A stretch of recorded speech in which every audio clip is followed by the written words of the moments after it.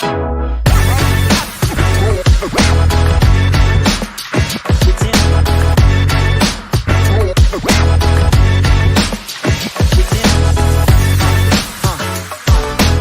welcome to the BCM Podcast. Charles just getting back from his morning routine. Oh, look at those glasses. All right. Oh, wow. We got a little riffraff fan here.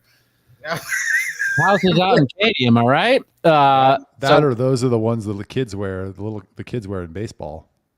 Yeah, well, I think adults wear that too. Okay. I'm the host today for the BCM Podcast. I'm the B, Brad Swail. We got the C, Charles Blain to my top left, and the M, Michael Searle to my top right. It's always a pleasure to speak with you guys. We are live streaming, so make sure you share this link with your friends. Tweet about it if you could. I know you got your computer open. You're watching it, your phone, whatever. Just switch apps and tweet it. Say, watch these fools. Charles is about to get wrecked. And while you're here, subscribe, of course, and turn on notifications and everything. So we got a show today. We already talked about the assassination attempt. I think there's some updates about that, right? We could talk about that if we want, but of course the RNC. Donald Trump really knows how to pick the people that he surrounds himself with. We got RNC, what happened there? It's kind of the grinder Super Bowl, I'm told, or is it the Special Olympics? We don't know. Charles wants to tell me that if I have black friends, that does not mean I'm not racist. Some potpourri and JD Vance on housing, which will always be fun. So. Wait, what's the potpourri? I'm not going to tell you what it is. I want y'all's reaction on the fly. Boy. Stop it. Oh boy. You know how I water play? Bottle. Is that a half gallon? Charles, is that a half gallon? Might be. Gotta stay hydrated, folks. Stay hydrated out there. All right. So Donald Trump really knows how to pick them. That was a common complaint of his last administration, of course. And this time around, we're getting news that Jamie Dimon, who is he with, Michael? JP Morgan and Chase. JP Morgan. And he's what? A DJ. Well, okay. Oh, I forgot to say, we got to do this before we even start. We have to, this is, of course, as we're broadcasters ourselves, we must pay homage to one of the greats, Lou Dobbs. Lou Dobbs passed away. He's El Hombre, El Mito, La Leyenda. Let's play him out. Where'd the screen go? Where'd it go? Oh, my God. Ah! Where'd it go? Well, I can't find it. I can't roll it. Where did it go? Man, that really sucks. What a shame. I can do it again. But he died. He passed away. Did y'all know that? No. What do you think about Lou Dobbs? What? I mean, I don't really think much either. I mean, rest in peace to him and his family. And I have to correct myself. Jamie Dimon was not a DJ. It was actually David Solomon, the CEO of Goldman. Okay. So here's Jamie Dimon. Not Jamie Dimon, Lou Dobbs. The caravan of mostly Central American immigrants is now in the Mexican city of Oaxaca tonight. That was him trying to say Guadalajara. And that's why I introduced him in Spanish, because, after 70 some odd years, however old he was at that point, and of course, whatever, a legend, rest in peace for real, but to him and his family, everything, all that. But after all that time, you'd think that you'd be able to say Guadalajara, right? It's not that difficult. So let's get on to the first topic. Jamie Dimon, U.S. Treasury Secretary. Michael, what do you think about this? I know you love him. Mike Pompeo, one of them also. He was at the RNC. No, I hate it. Why? The Treasury Department and the Treasury Department and the Federal Reserve already cater to the interests of Wall Street. We don't need them in the federal agencies being captured like all the other ones. That's the long history of the Treasury, where we have former Wall Street execs leading the Treasury and setting fiscal policy to benefit Wall Street, not the common man. So I would hate it if Trump picks Jamie Dimon. Will he? I don't know. I mean, rumors are surrounding that he was going to pick Ben Carson or Doug Burgum as VP. So we take him with a grain of salt. I think what it would tell us if he did pick Jamie Dimon is that Trump still doesn't get it. So I was thinking about this before, like, who would I like to see instead of him? And I couldn't come up with any good names besides like a Ron Paul, but he's 105, so that wouldn't work. But saw a video of him. He did a podcast earlier this week, and he is looking ancient. He's getting old. But I mean, there's like the Wink or the Robert Breedlove would make a great Treasury Secretary. Robert Breedlove? Yeah, do it. Who's that? He's a Bitcoiner. Oh, wow. But I think that might be a non-starter, unfortunately, not for me, but for the administration. Michael could probably speak to this. Donald Trump seems to be, I don't know, not totally antagonistic to Bitcoin. I don't know if he's, a full to the moon type guy. What do y'all call it? What do y'all say? Hodler, laser eyes, hodler, whatever. Bitcoin maxi. Yeah, he may not be a Bitcoin maxi, a hodler, or laser eyes, but he seems not antagonistic. Is that right? No, he's being in rhetoric. He's been super open about Bitcoin. He's, I think, intuiting and smartly so that there's a loud, energetic, very small group of people who this is their single issue, and he's been catering to them, both in terms of how he talks about the cryptocurrency industry, but also in terms of saying he will pardon Ross Ulbricht, who is very important to the crypto community, having started Silk Road and giving Bitcoin its launching place. So he's courting those voters. Will he do anything? If he appoints Jamie Dimon, that's a negative. Why is it so important? Why is Silk Road so important to you, Michael? I wonder. Why is Silk Road so important to me? It's not. To you personally, I'm just wondering if you have any. I'm not gonna bite on your little. No, but we advocated for Ross Ulbricht to be pardoned. I sat in the White House with White House counsel and the DOJ officials, and they were like sneering at me about this case. I was like, he was a 25-year-old kid who built a website. He didn't do anything illegal. People did illegal things on his platform, but how is he responsible for it? And they just shut it down. Yeah. Why do you think they did that? Moment. What is it like sitting in the White House? Arguing in favor of not Silk Road, but what does it smell like? Do they give you like coffee and cookies? I mean, how many people are going to have that experience? This is a genuine question. Yeah. This was my second time in the White House, I think. And I'm not even allowed near it, so I'd love to know. So you go in. This was during COVID, and I got to get a COVID test to go in. That was the first thing that I noticed, which wasn't fun, but it was like a rapid test. And then you go through huge Secret Service security to get in. And then are there any sloped roofs or anything that they stay away from those? No, very flat ground. And then you go sit in the waiting room. This particular time, Mr. America's Mayor, Rudy Giuliani, was sitting on the couch next to me, or the couch next to me. And you sit there and you just wait and wait and wait. It's like that. Have you seen the movie Don't Look Up, when they just like are sitting and waiting for the president for like 8 hours? That's what it felt like. It was probably not that long, an hour. And then you get carted back to this room, you and a couple people in this instance, and we're advocating for people in federal prison who have long sentences and deserve to be out. And you have like this line of obstructionists who you're trying to get past, and their mind is not open to any of these, because if it's DOJ, they put them in prison. So why would they want to let them out? And very antagonistic was the perception I got.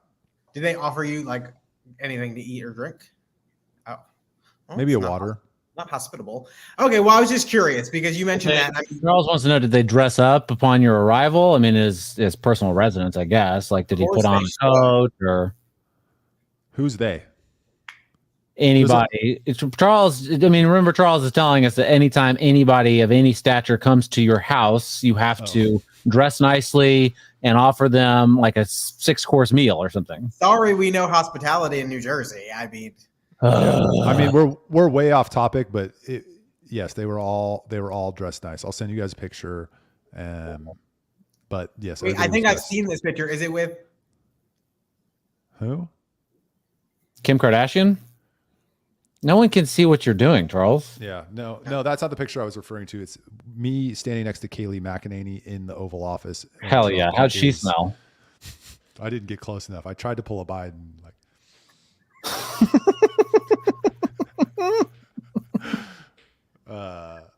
Well, whatever. Let's get back to the topic. So he's thinking about Jamie Dimon for this, and Jamie Dimon is probably, I don't know how interested he is in, changing the system that helped create his massive wealth. I don't know what his wealth number is right now, but I'm sure it's pretty high. It's higher than mine. And that system helped, catapult him to that level. Is he going to be really eager to change that system for himself and his friends? I don't know. I seem to doubt it. But we also had Mike Pompeo, former, what was he? Secretary of State, I think. Secretary of State. There we go. By the way, Jamie Dimon, his net worth is $2.4 billion, which is roughly half of the budget of the city of Houston. So, well, there you go. In the world. What if he and no, he's not going to change anything. This was said at a roundtable with Tim Cook, Jamie Dimon, and a bunch of other CEOs of these big companies. Like, no, this is just placating to this tech bro. Because as we're seeing at this upcoming administration, they're leaning very heavily into the Peter Thiel, Jamie Dimon, JD Vance, Vivek Ramaswamy, kind of that tech world. I know Jamie Dimon's not tech, but they seem to be leaning very heavily into that. Well, here's Mike Pompeo other nations at RNC. He's censored free speech here at Number one, he's looking Skinny. pretty svelte. Everyone's on that Ozempic. Yes, he is. He's on it big time. Big time. If you're on Ozempic, make sure you're working out, eating lots of protein. You can't skip that, or you will waste away, as Mike Pompeo is literally doing in front of our eyes. Yeah. But Mike Pompeo also, and this is why Michael loves him so much, in 2017, he allegedly instructed the CIA to make plans to kidnap and murder Julian Assange. Sure did. So I don't know, this is the history that we have with Trump picking people, and why people, I think, are a little bit skeptical when he picks someone like JD Vance as his VP. Not that there's anything wrong with JD Vance necessarily. I think there's some good and some bad, as we've discussed, but Trump has an odd history of picking people to surround him. Well, can I ask you a question? Oh my God, I would love it. I'm an open book. Is JD Vance an improvement to Mike Pence? Yeah, definitely, because he wants to deport all the illegal immigrants. Okay. So do you think that his other appointments will be similarly improvements? Not if he's talking to people like Jamie Dimon. I don't think he's talking about that. I think you heard it and are trying to prove a point from last week. And so we're talking about it. I don't think he's going to pick. Charles shared this, not me. Oh, I don't think he's going to. Jamie Dimon as the potential pick. Okay. I don't think he's going to pick Jamie Dimon. I don't think he's going to put Mike Pompeo as Secretary of State. I think he's not going to pick Pompeo for sure. We're not going to see perfect picks, but I think we're going to see improvements. Yeah. That's what I think. Well, Mike Pompeo being at the RNC, I think, is a real shame. Right? Yeah. Should he be ostracized from the community? Probably so. Yeah, but he'll plan to kill you, so it's probably scary to do that. Yeah. Charles, do you have any final thoughts on this topic? No. No? Okay. Well, that's fun. I really appreciate your participation. So we have the RNC, of course, has been going on for the past several days. Did y'all watch Trump's speech last night? I watched part of it. Yeah, no. Charles? I was in bed now. Again, thank you for your participation, Charles. It's always a pleasure. That was not even, we didn't say that was going to be a segment. If it was, I wouldn't have watched it. Well, I'm going to watch it sometime today.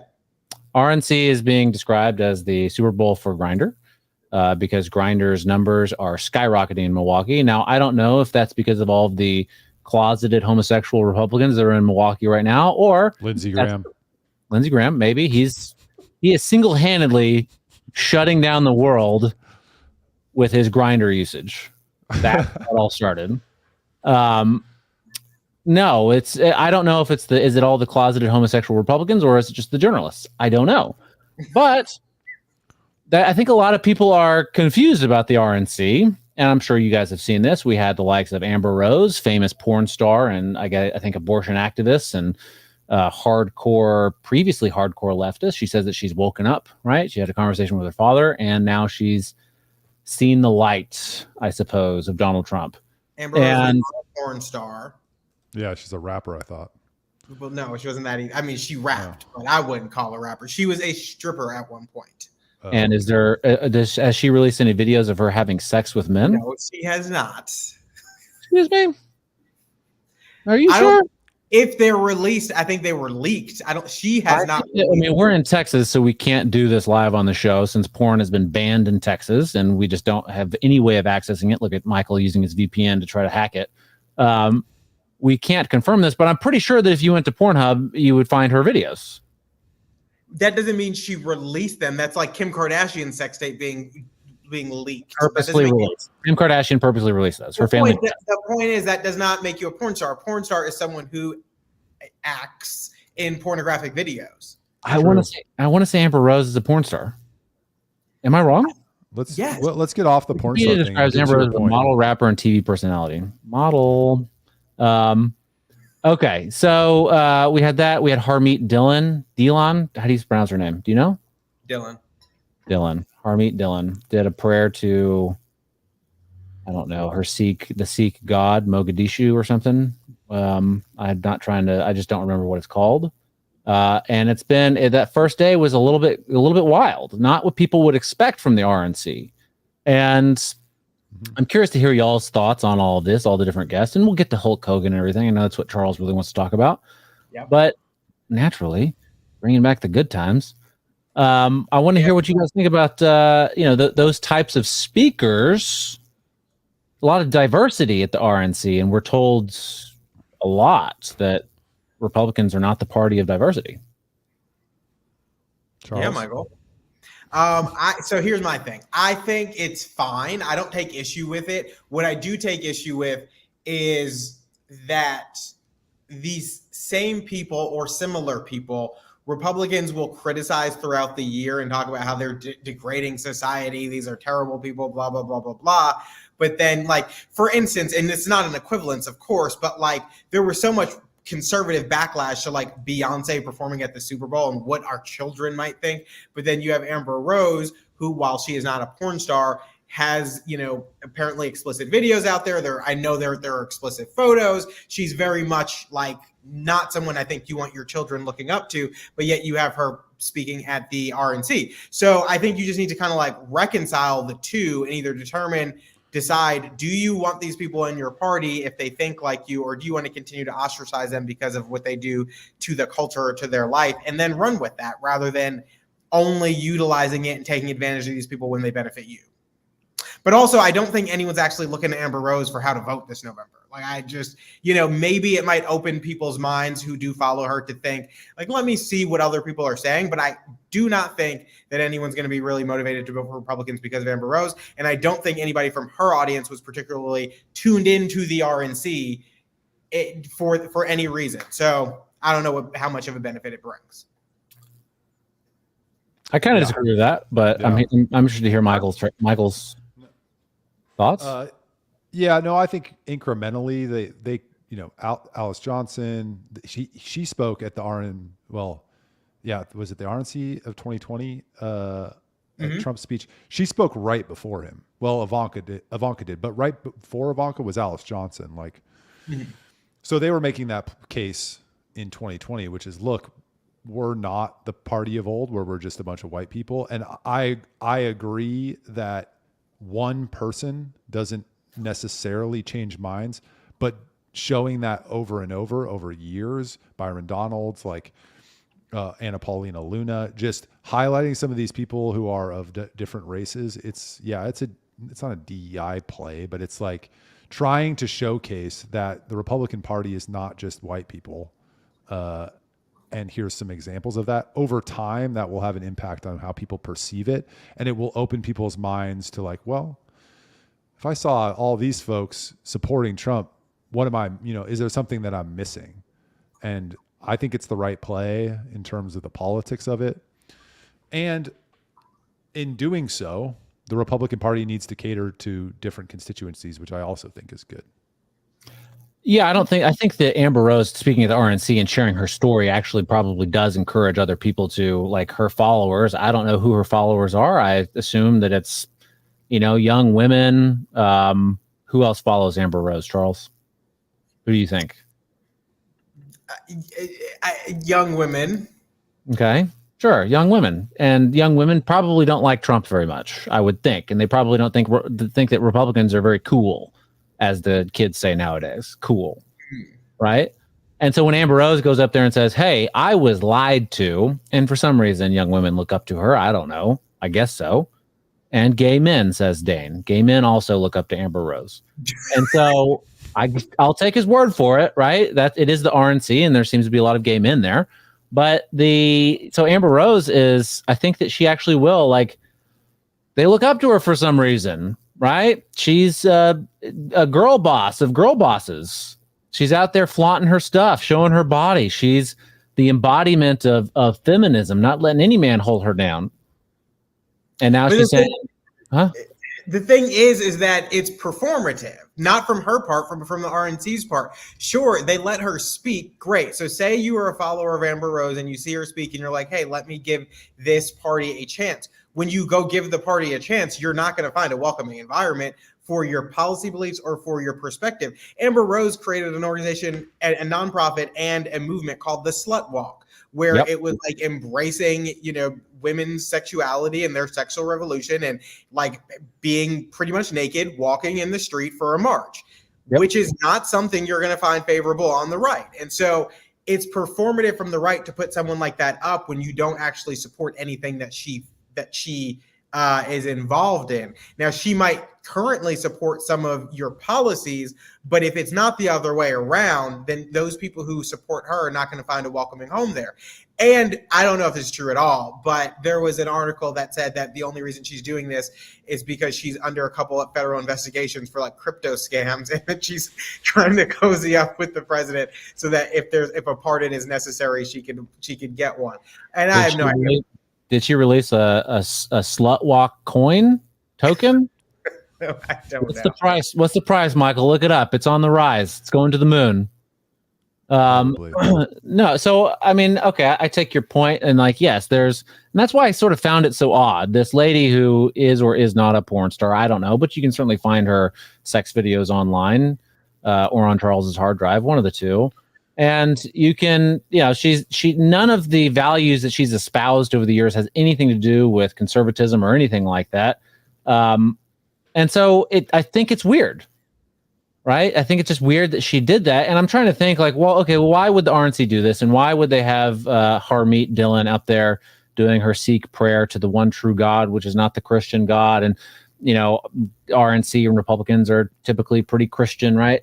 Why would they allow this to happen? Why would they do this? And I think they're trying to maybe, and Michael is probably going to correct me if I'm wrong, and I hope he does, that they're trying to actually play up the diversity and take advantage of the diversity, because as America becomes more and more diverse, they need to show that they are welcoming to a diverse crowd. Otherwise, they will lose. They can't constantly just, placate, I don't know, what's the demographic of Republicans? Anybody have a guess? Middle-aged white men. Currently, it's non-college educated white men. Right, and they need to expand that. Right, as it becomes more diverse. I think even if they deport all of the illegal immigrants, all 20, 30, 25 million, I don't know what the actual number is, it's a lot. They still want to bring in a whole bunch with HB1 visas or college visas or whatever, right? They still want to import a bunch of people to work here. Mm-hmm. But they're not really, are they anti-diversity? I don't know. It doesn't really seem like it, and love it or hate it, but they have to appeal to these people. I agree. And my point is that I don't take issue with Amber Rose being there. I take issue with the fact that if your goal is to lure her supporters over, then you need to have a welcoming home for them to be lured to. And so if you're going to do this, then make it a place that they're going to actually want to support and make it long-term support rather than just attached to one candidate. Because I think that's what happens, right? They might come over because she's supporting President Trump, and they might vote for President Trump, but that doesn't mean they're going to be there during the midterms or 4 years later. Like, I mean, if you're going to try to lure these people over, do it on a permanent basis. And Harmeet Dillon, I think, is a little different than her in the sense that the reason she was asked was, I mean, I'm sure there were a number of reasons, but Harmeet Dillon has been very active in Republican politics. I know her law firm has done some of the work for surrounding the 2020 election. She ran for RNC chair. I think she's on the RNC committee. So she is like a very, very active Republican. So I'm not surprised that they asked her to speak. And I don't want to have what I said be confused at the start of this when I said that I don't think Amber Rose speaking there does much difference. I look at it very differently than I do like Alice Marie Johnson or some of these others. They, yes, collectively make a difference, and individually, I think their stories are very powerful and make a difference. Yep. I don't know that individually, like if you were to take Ambrose and Alice Marie Johnson and have them both kind of be representatives of the party and try to lure people over, I don't know that her pull would be as strong as Alice Marie Johnson's in terms of getting people to be convinced that the Republican Party is willing to advocate for them. Yeah, well, and that's a good point. I think you're right. I would just, the only other thing I would say here is the leadership of the Republican Party, the leadership, the talking heads, the news media, I think they're overrepresented by evangelical Christians who like try to implement their moral code on everybody else. I think the base and where the party's going is like, we don't care what you do. We're for freedom. That's where, well, let me see. My optimistic view is that's where the party should be going, which is like, we don't care. Black, white, yellow, green. I don't care. I don't care. Gay, straight. I don't care. As long as you're for certain values, which is like individual freedom, limited government, like whatever they are, you know, bringing American jobs back home, whatever they are, we don't care. But as long as you believe those things, if you want to go slut walk, we don't care that much. But I hear that your point is still well taken, that the talking heads and the influencers among the Republican or conservative movement are overwhelmingly evangelicals who look down on that kind of behavior and are like, no, you need to get married at 20 whatever and have kids. And like, I get what you're saying. I just think that might be an overrepresentation of the party as a whole, and certainly as the voter base. I mean, I think about my friends who are MAGA, who are like blue collar, non-college educated, from small town. They don't give a shit about slut walks. They care about destroying the deep state. Same. And I would agree with that with my friends. And I agree. And maybe the portion that I am talking about is not necessarily representative. What I'll end with is that even when they had her speak, the picture that they put up there ahead of her speech, they edited out her forehead tattoo. So the fact that they still wouldn't even let her be herself when they were presenting shows that there is still this kind of hesitation. And then the second half of what I'll say is that if you are a follower of hers and you went to Twitter the evening of the RNC and looked at some of the tweets from a lot of young people talking not just about her poorly, but talking about the fact that JD Vance is married to a brown woman, talking about the fact that his wife said that he became vegetarian as part of their culture, talking about a picture of him like at the Wailing Wall and how he's like, a shill for the Jews. There was still like a lot of ignorance. And then even Harmeet Dillon, there's a lot of commentary about her prayer and how it was inappropriate. And I think it's a small sample size. I don't think that that's representative of the whole party. But I do think that if you're not deeply steeped in party politics and you go and look and say like, hey, let me look on Twitter and see what people are saying, kind of maybe learn more, you're going to get a really bad taste in your mouth about the state of the party. If you're one of her followers or a follower of someone like her and you're trying to take a look at the Republican Party. Yeah. It's a little bit more extreme example of Ron DeSantis saying the First Step Act needs to be repealed. It's the same dynamic, holding on to the past, kind of. But yeah, I hear I'm kind of curious, Michael. Your friends that are blue collar MAGA supporters, whatever, they just care about destroying the deep state. They don't care about the slut walk. I don't know. I think if I didn't have a daughter, I might just be like them too. But I have a daughter, and I don't see the culture going in like a really great way. And I really hate that. I would hate for my daughter to grow up in a place where the slut walk is accepted. And I would like something that she might be at risk for doing because, I don't know, she got on Tumblr or something like that one day and they said that it's empowering. And I'm just wondering, maybe your friends do have kids. I don't know. But I think that there's a difference between like parents and non-parents when it comes to this stuff. Yeah, the three I'm thinking of when I brought that up all have daughters. So I'm not saying they don't care, and I'm not saying that they would be like, "Oh, it's cool to slut walk." You're not the voice. I know. I'm not saying that you agree with them. Like that. What you say is their inner thoughts and their beliefs. But I'm just curious. I'm saying they're largely like that's so far down the list of priorities in terms of why they're MAGA. Mm-hmm. But your point's well taken as well. Like, would they want their daughter looking up to that woman? Probably not. But is it like at the top of their priority list to like shame her? No. They're like, give me the Epstein list. Hillary Clinton drinks children's blood, and we need to destroy the deep state. That's where they're at, MAGA. The second one is the most important, and all roads lead from there. Right. Charles, how many black friends do I need to have before I can say that I'm not racist? It's in my picture right there. Friend of blacks. So I'm wondering, Charles, how many do I need to have before I can say, hey, I have black friends, I'm not racist? I mean, that is not for me to decide. You said in Tuesday's show that if I say that I have a black friend and therefore that does not mean that I'm not racist, it's not an argument to say that I'm not racist. One is not enough. So I need to have more, and I'm curious what that number is. Well, okay, so I think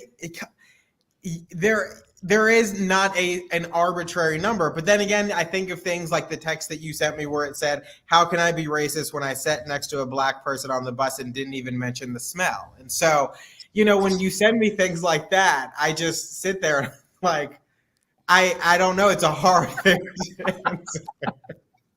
I'm just kidding. Brad did not text me that. He did not text me that. I see why you texted that to the group and why. I see the little plan here. Now I'm on to you, Charles. You're sneaky. But in all seriousness, for the sake of this conversation, what we were trying to discuss was, yes, whether or not having a black friend means that you're not racist. I don't believe, and I think many will agree with me, particularly many black people will agree with me, that just because you have a black friend does not mean that you are not racist. Now, the impetus isn't on you to prove you're not racist. I'm not assuming anyone is racist. But if there is a question and of whether or not you're racist, and your response is, I have a black friend, I can't be racist, it's the equivalent of saying, like, I have a Hispanic butler, and so I can't hate Hispanic people. No, that is not the same at all, because you're paying someone to do a job that is not there. That is not the same as a friend. Okay, fine. Even if I give you that, that's fine. But I don't see how you can argue. There are many people out there who have one black friend and in their mind think that this person is the exception to the rule. And how do you know that? Because I've encountered these people throughout the course of my life. I've encountered a lot of racists. How do you know that's what's in their head? Because they said it out loud. They said it out loud. They said, I'm not racist. I have a black friend, and I'm only friends with him because he's not like the rest of them. People have said that to me across my life. Oh, you're not like the rest of them. Like, what do you mean? This is not. Ask any black person you know, and I'm sure at one point in their life, someone said that to them. Yeah. And so and does that automatically mean they're racist? Like in my mind, yeah, probably. But in some people's mind, it doesn't. But in a lot of instances, there are people who are racist, whatever race they may be and whatever race they may be racist against, who have a friend or a few friends of that race and look at them as the exception to the rule. I know a girl who is half black, half white, and her white family is racist and will drop the N-word all the time, but be like, you're not like them. And so, yes, you can be racist. Wait. Her white, I'm assuming one of her parents is black, correct? Mm-hmm. Yes. Okay, she's not like an adopted person, right? No. And so her, like, that, I don't know if it's her dad or her mom. Let's say her dad is white. Her dad is walking around saying the N-word? No, not her immediate parents. No, not her immediate parents. It's his family, his parents, his brothers, sisters, and her parents are no longer together. And so when she spends time with that parent's family, there are a lot of it. And she said, like, I have cousins who are straight up racist, but they accept me because I'm their cousin. And so it's not an uncommon thing. So no, yes, you can be racist, any race, and have a friend or a family member of the race that you were racist against and still be racist. Michael, how many black friends do I need to have before I can say that I'm not racist? Huh? How many black friends do I need to have before I can say I'm not racist? You're going to the white guy to validate your... I'm just curious what you think. I mean, you said you've told a story I think it was on the show about your black friends in high school. We didn't. No, not in high school. I grew up in a very, very overwhelmingly white area, small town, California. So no. Here's the thing. One, I don't know that we've established what is racism. That was my next question. Second, there's explicit and then there's implicit racism. Charles lives in Texas, which has a cultural history of absolutely racism. We're in the South. Not only does he live in Texas, he works in a lot of what he does is involved in conservative politics, which has its own culture.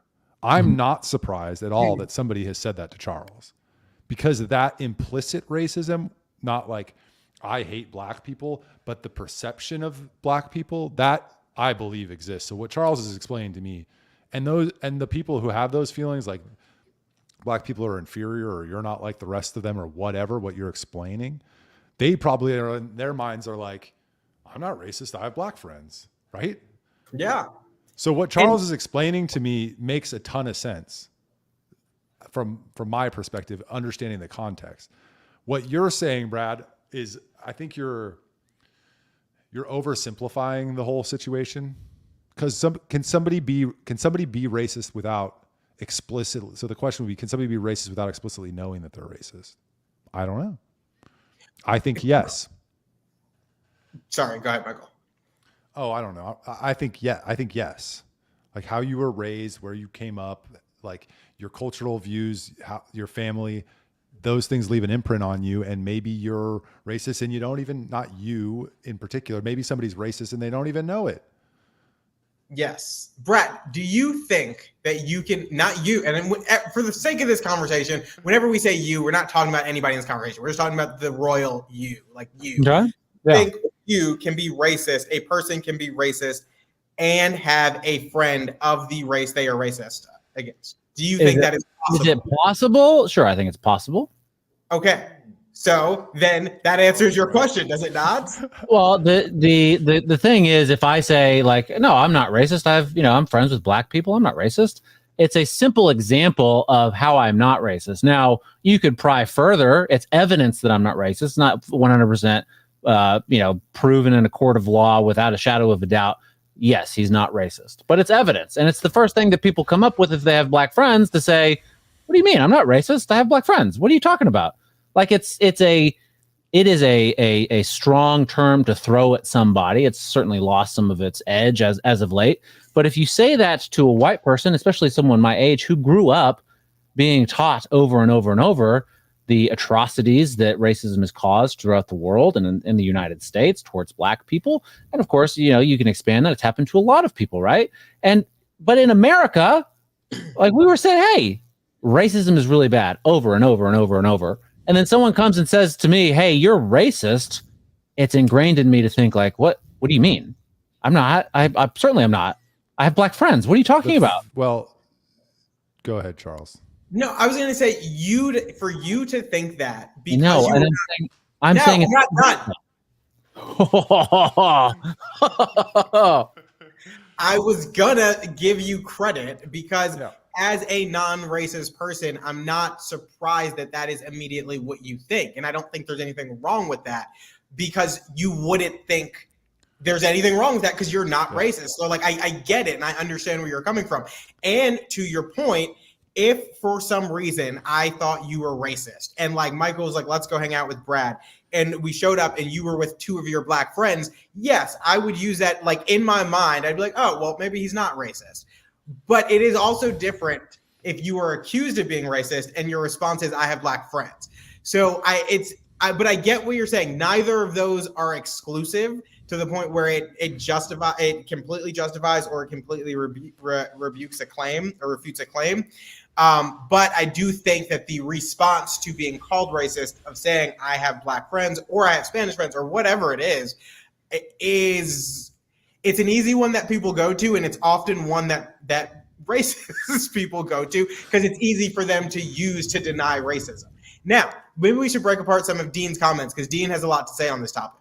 Can I just, before we get into that, can I respond to that? Yeah. On the other side of the argument, it's like the left has thrown out racism so much that it's almost meaningless. And in some instances, they accuse people of racism to shut them up, just like shut up. Yeah. It's like almost interchangeable with shut your mouth because you're saying something they don't like. or they're accusing someone who's not racist.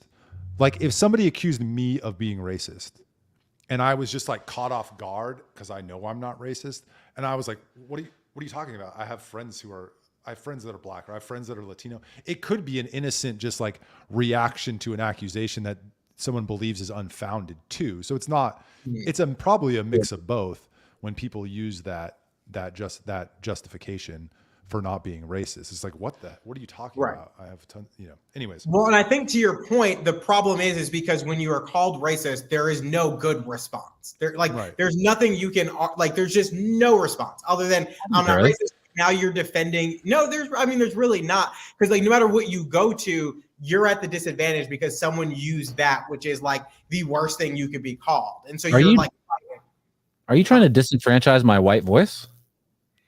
It's so like using Michael for an example, right? Like we can look at a number of things. If somebody were calling him racist and he said, I have black friends, like the wrong person could take that to mean something. Michael could also be like, I'm not racist. I literally help people get out of jail for the First Step Act because I advocated for release. Somebody who wants to take that the wrong way is going to take that the wrong way. It's because you can take everything the wrong way once you call someone racist and they're trying to defend themselves. So it's an unfair attack, I think, that is used too frequently today against people who are not racist, because people who are using that attack know that there's really no good response. Like there's just there's no good. It's like if someone calls you, there is a good response. Fuck you, you're racist? No. I mean, one, you say, I have black friends. And if that doesn't work, you say, all right, fine. I don't care. I know I'm not. And whatever. Like, let's talk about, like, what about, like, if I was running for mayor of a city, let's just say, of some random city, one of the top 10, maybe, in population size. Let's just say I did that. It's 11. You and your precision about words, I'm precise about facts, or data. Put these sunglasses on. Head is listening. And they said, because of this conversation, they listened to it, and somebody at the local newspaper of record says, "You're a racist," and all I would say is, "No, I'm not." Or I would say, "Sure, okay, if you want to say that, but like, let's talk about the issues." Like, I don't care if these people say it.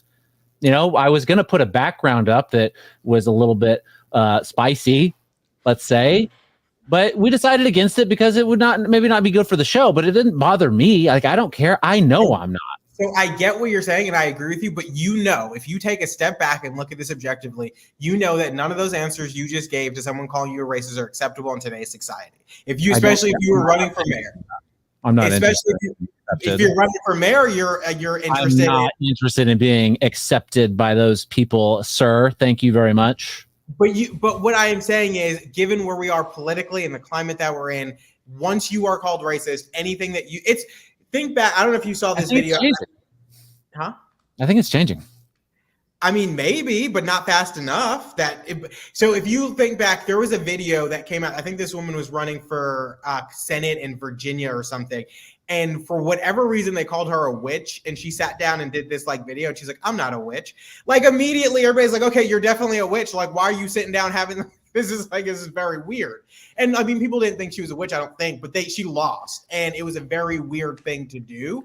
And I think it's the same thing when it's racist. Like once you sit down and now you're defending yourself against being racist, even if you never did anything racist, you're immediately at a disadvantage, especially in today's society. That's what I'm saying. Don't defend it. Just say, I'm not, or say, whatever. I don't care what you think, and just move on.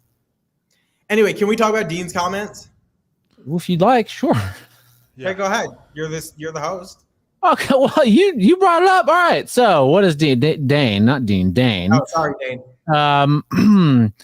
So, I mean, he does ask the question, how would anybody defend themselves against the charge of racism? And I think we just kind of covered that a little bit. It's probably very difficult to say, I don't know, because you can't read people's thoughts and minds, what's truly on the inside. You can only rely on what they say. And if they say something like, well, I have black friends, they're just trying to say like, I don't know what else to say. So Dane is talking about, so he works with the first one. Start with the first one. I work, he says, the one where he works at Amazon, that one? Yeah. Okay. He says, I work with a lot of black people at an Amazon warehouse who are from Africa / the Mideast, i.e. they are not American blacks. There is a cultural difference. It is black culture many people hate. Racism? ? What do you think? Me personally? Can we define? Are we defining? Are we defining racism as just the hatred of a race of a person of a different color? Yes. No. Actually, it's not. It's not. No. Okay, what is it? You have a person of a different race. Right. So be in a okay. position of power, so Charles can't be racist. No, I can't be racist. Prejudice, discrimination, or antagonism by an individual, community, or institution against a person or people on the basis of their membership in a particular racial or ethnic group. So are the black people from Africa and Mideast the same race as black Americans? No, They're not. I mean, in terms of if I'm filling out like a Scantron sheet and I have to pick a race, yes, it's going to be or a census, it's going to be the same thing. But speaking like kind of colloquially about the term race, no, they're different. Because Africans who move to America, who immigrate to America, not African Americans who were brought here as slaves, some Africans are racist towards Black Americans, like very highly racist towards Black Americans. Like I've gone into like convenience stores and been told to get out, like by Africans because they think I'm going to steal something. Okay. And so it's different. There is a difference there. And same thing with kind of Jamaicans and African Americans or a lot of Caribbean blacks. So that to me is talking about differences in cultures. But they're the same. I mean, they're the same broad race. Yes. Right. But it's a difference in cultures is what he's saying. And I think it's a worthwhile discussion, right? I don't know, like these people, the African and Mideast blacks and their culture, how much different it is. I'm sure it is different. But I don't know. Are they being racist or are they discriminating based on culture?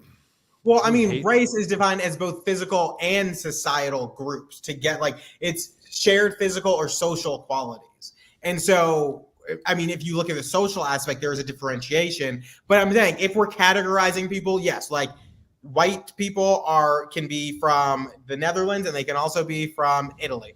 Black people can be from, Zimbabwe and they can also be from Jamaica. So yes, if we're categorizing like that for the sake of this conversation, yes. They can also be from New Jersey. Yeah. Here's one big problem with what Dane's saying. Dane, sorry, we got into a little thing about Israel last week too, but the culture you're describing is not limited to blacks. Maybe he's talking about low-income inner city culture, which includes a lot of Black Americans, but it's not exclusively Black. For example, white people take up the same culture, and to hate that culture and ascribe it to blacks only is borderline for me. Right. So, okay, wait, because I think he's speaking but I think he's telling us what the African and Mideast blacks at his job. That's what I think he's doing. I don't think I think I'm trying to, kind of going through it. I think that's what he's saying is that they feel that there's a cultural difference. And because he also just said something about, for example, Muslim blacks think American blacks are very immoral sexually. So I think he's kind of speaking from what he's hearing them say. And I do think he's right about the England perspective, where in England, I mean, I've never been, but from my understanding, English blacks are far more integrated in, I guess, regular culture, English culture than you might find in America. And English blacks are also, not all of them, some English blacks are racist towards American blacks. And if you go on like Black Twitter and you look at the conversations between Africans and Black Americans, it is some of the most racist conversations you will ever see. I don't know that racism is the right word to use there because they're the same race. I just don't think that they don't like the culture that the stereotypical Black American culture. And I know there's differences. There's probably differences between Black culture in Houston and Black culture in Atlanta and Black culture in New Jersey, right? But there's similarities, whatever. And they're just seeing what we put out to the world, Megan Thee Stallion, and saying like, hey, that's like kind of gross. the Muslim blacks are saying, hey, that's sexually immoral, Megan Thee Stallion. And that's what people see. And that's what they're talking about. I don't think it's racism though. Maybe, I don't know. I mean, it doesn't seem racist to me. It seems culturally derogatory, perhaps. It's probably more accurate. See, okay, so like generally the term black denotes a racial identification, which encompasses all of them, while African American refers to an ethnicity. All of them? While African American refers to an ethnicity, just like the other ones would be. So, yeah, I guess you would call them like ethnically derogatory? Yeah. Okay. Well, but can I say something more controversial? Oh my God! I'm struggling with this idea that this is black culture. I'm struggling. I agree with Dane, his last comment, that the racism definition is super blurry, and that's being shown by our conversation here. But the culture that I think is being insinuated is that black culture. Which culture? Because I would say that as far as the Megan Thee Stallion, that's white people propping her up as a cultural icon. It's white people. yeah. Is it?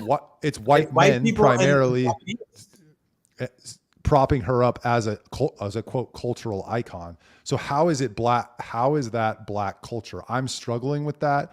I think it's different. And then to say that we hate that culture because I don't know. I'm struggling with it. I see what you mean, and I do take umbrage with one of your points there, and you know which one it is. But the question, if they didn't say Megan Thee Stallion do this, they said here's Megan Thee Stallion doing this, and we can make a lot of money off of that.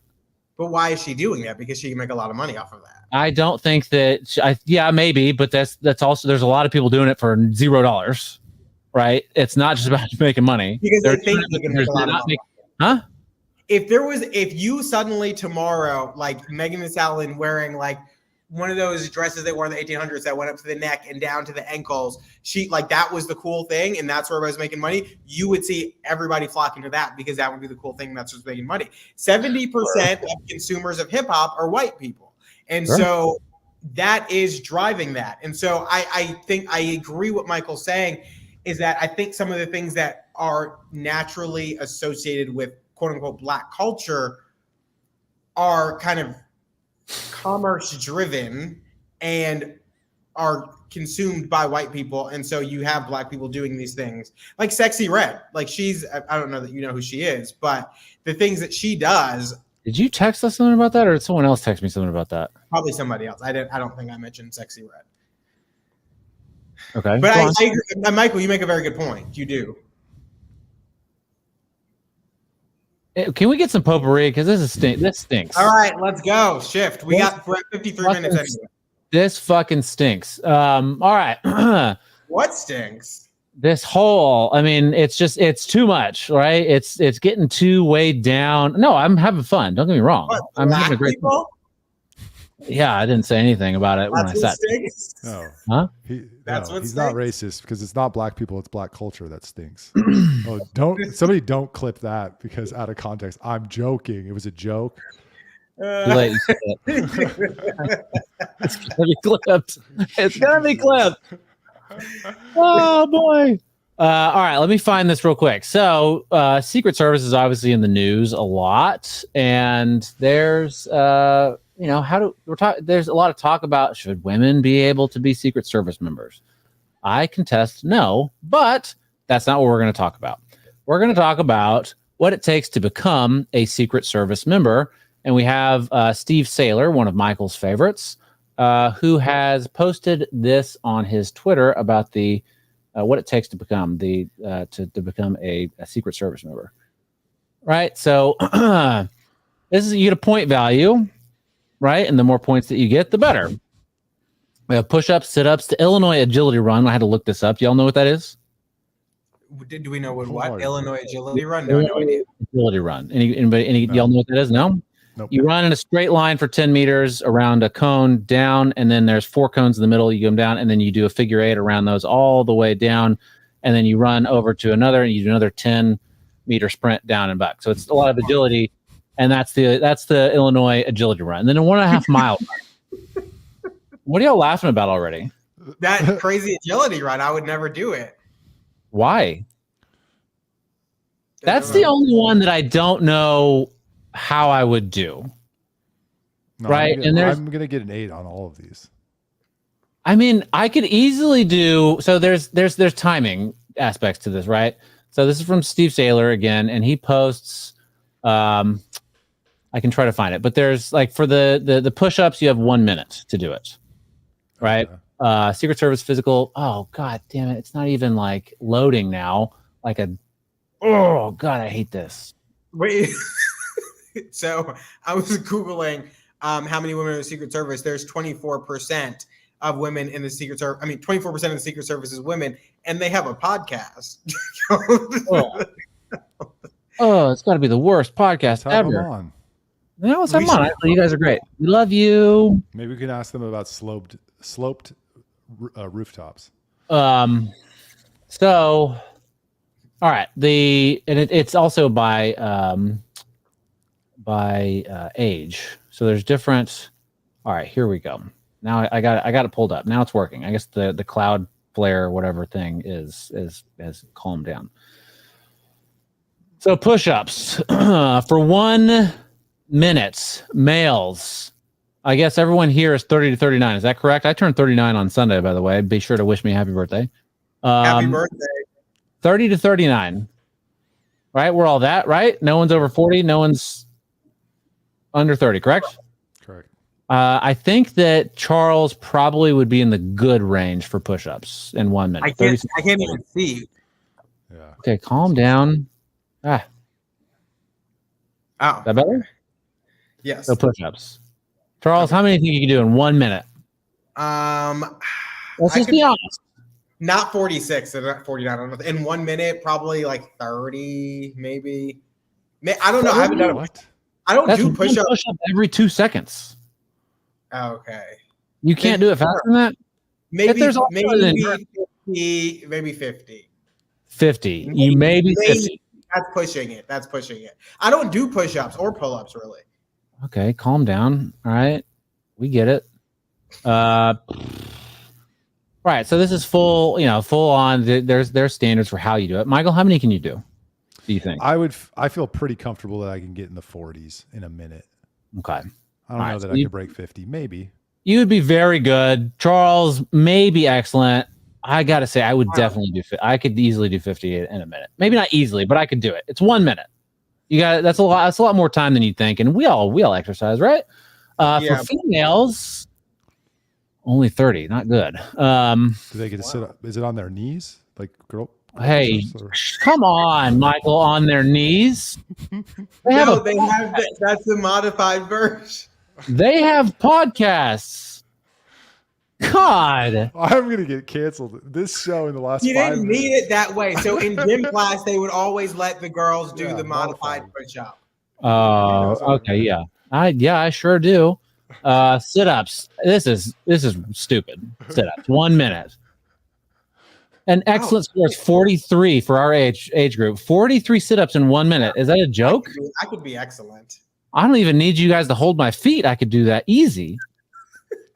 God. So I'm in Women the Secret Service. only 35 for excellent. Chin-ups. Now this one I actually have. This is interesting because there is no time limit for this exercise, so it's Okay. almost pointless. Right. And this is underhand, not overhand. Underhand, only 10 for no time limit. Oh, For men? What? What? What is Right. happening? Right? Maybe, I mean, you got to fully clear the bar, but nonetheless, 10 is low. 10 is low with no time limit. Like Well, yeah, fully clear the bar. If you have 1 minute to do 10, like you should still be able to do that as a normal fit male, right? Maybe it would be difficult, but you should be able to do it. But there's no time limit. What are these Secret Service people doing? That's nuts. They're getting on their knees. And only 4 for women. What? You just have to be able to do 4. That's it. Just have to And be able to there's actually a category for poor where they only get 1, and there's no time limit. You have all fucking day, and you can only do 1. Wait, I'm confused. For women, why is it all the ages across the board are the same? Like, why does a 50-year-old and a 20-year-old have to both do 4? Because they're weak. I don't know. 1.5 mile run is now this one. I actually don't know how well I would do. I want to be arrogant and say that I could do it in 10:47. I want 1.5. I want to say that. What is that, like a 7-minute mile, 7.5 minute mile? Am I doing my math wrong? I don't know. I'm not good at math. A little bit over 7 minutes. I think I could do that for a minute and a half, for a mile and a half. I think. Well, all the other ones are so stupid easy, like sit-ups. As much time as you want, do 10 chin-ups. It's got to be easy to do 10:47 on a 1.5 mile run. I'd probably fall in the very good. What was that, Charles? I'd probably fall in the very good category. Yeah, I feel confident I could do it under 12:20. 10:47. We had to run 2 miles.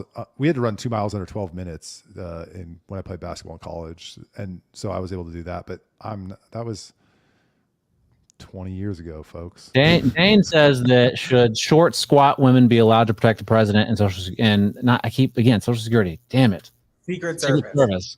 I don't think women should be allowed to protect anybody in Secret Service unless there's a female VP or a female president. And someone made this point. There might be comfort issues involved here. If they're very transphobic and they need to go to the bathroom while they're at a restaurant, they might want a woman to accompany them. Correct? And I could see that. But in general, I don't think that women should be in Secret Service protecting anybody. I mean, I think the thing is, this is the first time that there's been an issue that we're aware of. And I don't know how long they've been in there. So clearly they've been doing a good job. I think this was I don't know what happened. I don't know. I don't know very often though. And yeah, we don't hear about these things very often. I don't know. Maybe not. But we should all actually do that. We should all do that. Yeah. Let's do the test. This weekend? Michael just had a baby, dude. Here's what I would say. Yeah, we should do the test and then tell our scores on the show. Although I don't know how we're going to stop Brad from lying. Record it. We have to record it. Record it. What? Of course, I ran a mile and a half under 10:47. I see it now. I would tell you honestly, I don't give a shit. If I can't do it, I can't do it. We could easily record the video for the pull-up and for the push-up and sit-ups. But if you have a tracker, like I can record my run on my watch. Oh, that's true. On the Secret Service, women calories you didn't burn. To respond to the, you guys should go back and look at my brother's comments on that video, or I'll send them to you. But to go back to should short, squat women be allowed to protect the president? I think you just flatten the requirements, and if a woman can do 10 chin-ups in under a minute and 50 push-ups in under a minute and all those requirements, she can meet them, then she can protect the president or be in Secret Service. But if she can't, if we have to lower the bar for her to make the cut, then that's, it's more than physical though. I don't know. No, they should also have to be able to holster their firearm in like 3 seconds. And that woman was. I agree, but it's a bell curve. Yeah, that was ridiculous. But it's a bell curve, right? So sure. So the women on one extreme of the bell curve may be competent enough to, or not competent, physically strong enough to protect someone. But yeah, they also might. Especially if they're doing it on their knees. Am I right, Michael? So I think that's it for the show today. It was talking about push-ups. It was a wonderful show. I always appreciate speaking with you guys on Fridays. It's one of my favorite times of the week. Everybody, please, thank you for watching. Please subscribe, share with friends. Miss Blain, I don't know what to tell you. I love your son. He's great. He's a really good dude. You're our favorite fan, of course, as always. That hasn't changed. And for some reason, Charles thinks that makes me still possibly racist. I don't know. I don't know what to tell you. I'm sorry. I don't know what to do about that. But thank you for listening. Thanks, Dane. And share. Thank you, Dane. I appreciate it. Dane, who's the most fun? Think about it and let us know next week, actually. No, you already know the answer, Dane. Give me a break, Charles. You're trying to fudge the numbers. Stop it. You're gonna stop the steal, Dane. Just tell us now. All right. Thank you guys. Appreciate it. Bye. See ya. Thanks. Until next week.